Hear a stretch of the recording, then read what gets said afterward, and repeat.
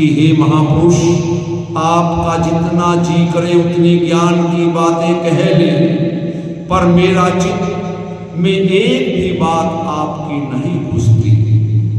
दया करके कोई ऐसा उपाय कीजिए जिससे कि मेरे यहाँ संतान हो जाए। इस तरह की आज्ञा, इस तरह की जिद देखकर सन्यासी ने अपनी झोली में से एक फल निकाला और कहा, हे ब्राह्मण देवता, इस फल को जाकर तुम अपनी पत्नी से कहना वो इसे खा ले, और परमेश्वर की कृपा से निसंदेह तुझे संतान की प्राप्ति हो। वो महापुरुष उस ब्राह्मण को फल देकर चल दिया और आत्मदेव ब्राह्मण वो फल लेकर घर पहुंच गया और अपनी स्त्री को वो फल देते हुए बोला कि हे प्रिय, ये फल तुम अवश्य खा लेना, इसके खाने से तुम्हें संतान की प्राप्ति हो।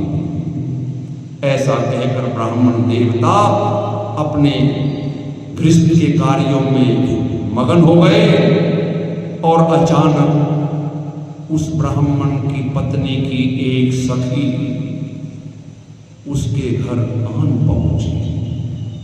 ब्राह्मणी ने अपनी सखी से कहा कि ये फल मेरे स्वामी ने संतान उत्पन्न होने के वास्ते कहीं से लाकर मुझे दिया है, पर मैं गर्भ रहने के डर से ये फल कभी नहीं खाऊंगी, क्योंकि गर्भवती स्त्रियों का जी मचलाता है, भोजन पानी कुछ अच्छा नहीं लगता।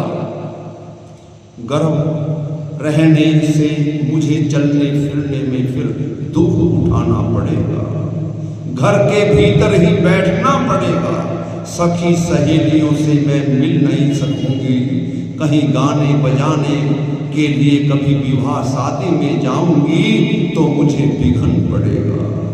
और उधर से जब बच्चा जन्मता है तो उस समय स्त्री को बहुत दुख होता है।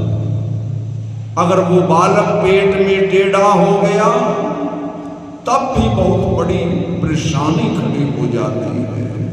अगर वो बालक कुशलता से जन्म ले लेता है तो जन्म के उपरांत भी नाना प्रकार के मां को दुख उठाने पड़ते हैं। बाल